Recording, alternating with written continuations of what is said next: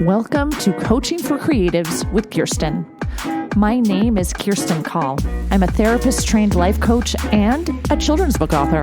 Together, we'll get the drama out of our lives and onto the page. Let's get started. You are listening to episode 111, When You Feel Guilty. There are so many things that we feel guilty about, right? I have been sick for several weeks, and so I have had to miss a bunch of things like concerts for my kids and birthday parties and things that I really wanted to go to. And it's funny because it's not my fault that I've had an illness, and yet I still feel guilty. Also, I really want to do those things. As human beings, we find so many reasons to feel guilty, right? We feel guilty about saying no when asked to volunteer, or guilty about not doing things that others expect us to do, guilty about mistakes that we make, or maybe guilty about things that we really shouldn't have done. Therapist Dr. Carmen Smith said, guilt can create a lingering sinking feeling in the pit of the stomach. Feelings of guilt have to be excavated, expressed, and explored. If we don't address it directly, it may appear as self-sabotaging behavior. Guilt and shame are gateway feelings that can cause depression and feelings of worthlessness if not addressed.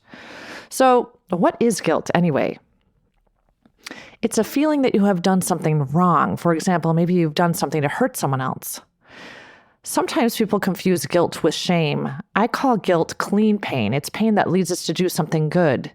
And shame is dirty pain. It causes us to think there's something inherently wrong with us. It makes us want to hide. Brené Brown said, based on my research and the research of other shame researchers, I believe there is a profound difference between shame and guilt. I believe that guilt is adaptive and helpful. It's holding something we've done or failed to do up against our values and feeling psychological discomfort. I define shame as the intensely painful feeling or experience of believing that we are flawed and therefore unworthy of love and belonging. Something we've experienced, done, or failed to do makes us unworthy of connection. I don't believe shame is helpful or productive. In fact, I think shame is much more likely to be the source of destructive, hurtful behavior than the solution or cure. So, feeling guilty is a good thing. It propels us towards action, towards doing something to make it better. Let's talk about how to deal with feeling guilty. Number one, acknowledge you're feeling guilty. You may feel anxious or uneasy and not really realize why. Sometimes it's tough to notice that what we're actually feeling is guilt, which leads me to number two, which is ask yourself these questions to kind of figure out if you're feeling guilty or if there's something else going on. The questions are, what happened to cause this feeling? Do I feel guilty about it? Did I really do something wrong, or am I just perceiving that I did something wrong? Is someone else saying things that create this guilt? Is it in my control to fix the situation? Could fixing the situation help? Maybe write your answers to these questions down and journal about them. And once you've done this, you're ready for number three, which is eliminate negative self-talk. Feeling guilty can cause you to talk to yourself in a very negative way. You might think things like, I'm a bad person, or I'm a failure. Remember, when we make mistakes and do things we're not proud of, those things don't define who we are. Self-criticism makes guilty feelings so much worse, and it's damaging to our physical and mental well-being. That's according to research. So try to become more aware of your negative self-talk and change your narrative. I know I'm always talking about changing our narrative, right? Notice when you think, I'm a bad person. Delete that thought and replace it with a thought like, everyone makes mistakes. It's normal to make bad choices sometimes. I am not my choices. Number four, find out if there's a reason to feel guilty. Sometimes we feel guilty for things that never bothered the other person, or they've already forgiven us. So be brave. Ask that person how they feel. If you're feeling a lot of guilt about something, you might be feeling it for no reason at all. Be good to know, right? Number five, remind yourself of all that you do. When feeling guilty, we have trouble remembering the positive things that we do.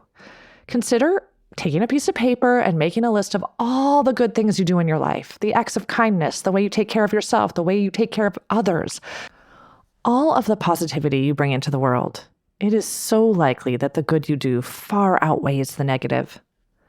Number six, practice self-compassion. It's important to be kind to yourself, even when you feel like you've done something wrong, especially when you feel like you've done something wrong. How would you respond to a friend who's struggling with the same emotions you're experiencing right now? Treat yourself the way you would treat that friend. Instead of beating yourself up for your mistakes, treat yourself with patience and kindness and love. Number 7, realize it's okay to have needs. Guilt is many times rooted in worries that you're selfish with your time and energy and money. Remember, no one can be everything to everyone all at the same time. You also have needs, and they're equally as valid as the needs of others. There's nothing to feel guilty about. Number 8, establish healthy boundaries. You don't have to feel guilty for saying no or setting aside time for yourself. Guilt can result from unclear boundaries. For example, you may feel guilty when trying to communicate your needs to others, or you may feel pangs of guilt when you don't do what others ask you to do. So establish those healthy boundaries. Make your expectations clear and help people know what they can expect from you. Number 9, find ways to make amends.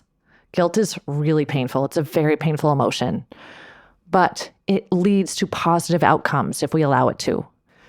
Research consistently shows that guilt motivates people to remedy a past mistake. If you're struggling with guilty feelings about past behaviors, work to make things right with the people that you've hurt. Once you've sincerely apologized and made things right, guilt dissipates. If someone has passed away and it's too late to apologize and make things right in person, you can try journaling or writing a letter of apology, and then you can rip it up or burn it, kind of as an act of closure. Number 10, treat mistakes as opportunities. Mistakes can lead to negative outcomes, but they can also lead to valuable learning opportunities. If you've done something wrong, acknowledge it. Think about how you can make different choices in the future. Reframing a past mistake is a chance to grow and become better. Number 11, forgive yourself. Overcoming guilt isn't easy when you've done something that hurts people you care about. We should take responsibility for our behavior, of course, and also remember we are worthy of forgiveness. Forgiving yourself can help you overcome guilty feelings and work on self-improvement. Number 12, consider what you do differently next time. Ask yourself what you will do next time you are faced with a similar situation. There's no way to change past events, but thinking about what you do differently can keep you from making the same mistakes in the future. It's helpful to look back at past events constructively. Number 13, give back to others. Helping others improves your mood and gives you a sense of purpose and fulfillment. It's a great way to replace negative feelings like guilt with positive emotions. Number 14, look for distractions. Guilt can be overpowering. If intense guilt is causing you stress, keeping you from getting enough sleep or making it hard to concentrate, try to focus your attention elsewhere. Even if you're not sure how to deal with unhealthy guilt, a relaxing activity can help you calm down and unwind. Give yourself permission to do something fun, calming, and distracting. Number 15, know when it's time to get help. Healthy guilt can be a form of empathy, but constant feelings of guilt increase the risk of anxiety and depression. If living with guilt makes it difficult for you to enjoy your life or focus on everyday tasks and activities, you may need professional help. And I'm a huge proponent of therapy. Therapy helps you work through feelings of guilt and shame and learn more about where your difficult emotions are coming from. And if you are working with the right therapist, they can help you learn how to deal with guilt and forgive yourself. Number 16, replace guilt with gratitude. I know I mention gratitude almost every week, right? But ruminating about past mistakes isn't constructive. Practicing gratitude helps you let go of guilt and focus on your positive qualities.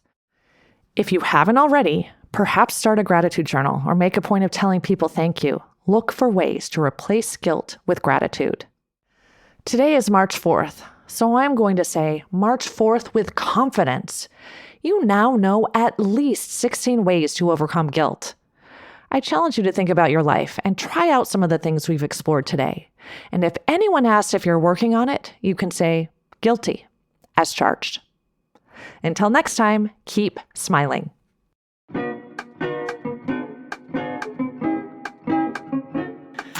If you like what you've heard, check out my Get Yourself Unstuck program. Go to KirstenCall.com. That's KirstineCall.com and schedule a free consultation today. Coaching for Creatives is produced by Kirsten Call. Music and audio engineering by James Call.